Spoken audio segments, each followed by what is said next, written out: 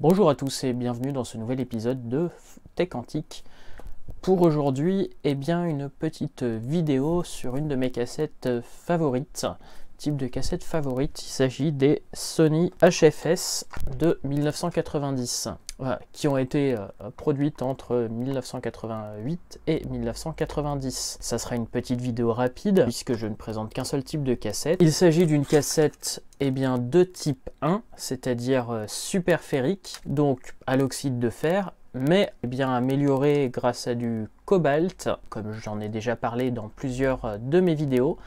Et ici, donc vous voyez, la bande est très noire.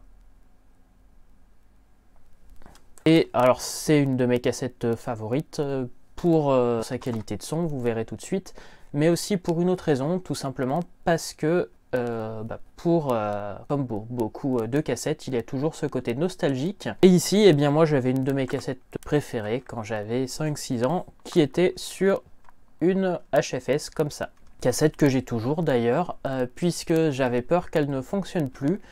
Et comme je l'ai dit sur ma cassette, sur la réparation des cassettes audio, c'était juste un souci de pad, de tampon qui est en dessous, qui sur cette cassette là, qui pourtant j'avais 5-6 ans, donc je l'ai écouté des centaines de fois, était usagée, et une fois que ça a été réparé, pas de souci pour l'écouter.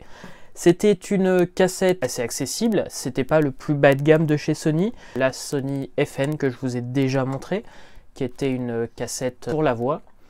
Ensuite il y avait la Sony HF, qui était la super ferrique de base, la HF-S avec la HF-ES, qui apparemment celle-là est très rare, puisque je ne sais pas s'il y avait beaucoup de différence entre la HF-S et la HF-ES de cette génération-là. Qualité de son, je suis pas sûr qu'il y ait une grosse différence, notamment entre la HF-ES donc de cette génération-là et la HF-S de la génération d'après. Pour moi, les deux sont aussi jolis à regarder.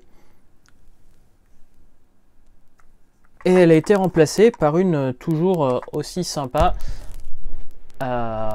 toujours la HFS, donc du début des années 90.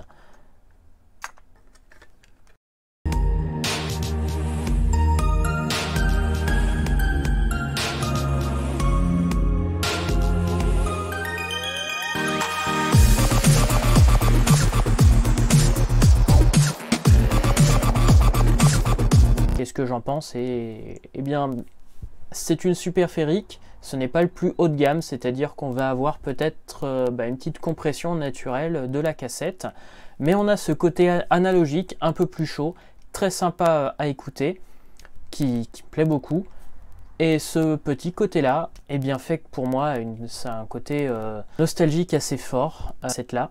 Je les conseille bien sûr à ceux qui se mettent dans la cassette audio. Et ce sont des cassettes fiables, avec une bonne qualité sonore, des types 1, qui peuvent être écoutées sur des Walkman, sur des boombox, bien sûr, comme sur toutes les cassettes audio, utilisez un lecteur. Si vous avez ce bon lecteur, vous en profiterez vraiment. Sur ce, j'espère que ça vous a plu. Si ça vous a plu, n'hésitez pas à vous abonner, à laisser un petit commentaire, un petit like. Et je vous dis à très bientôt.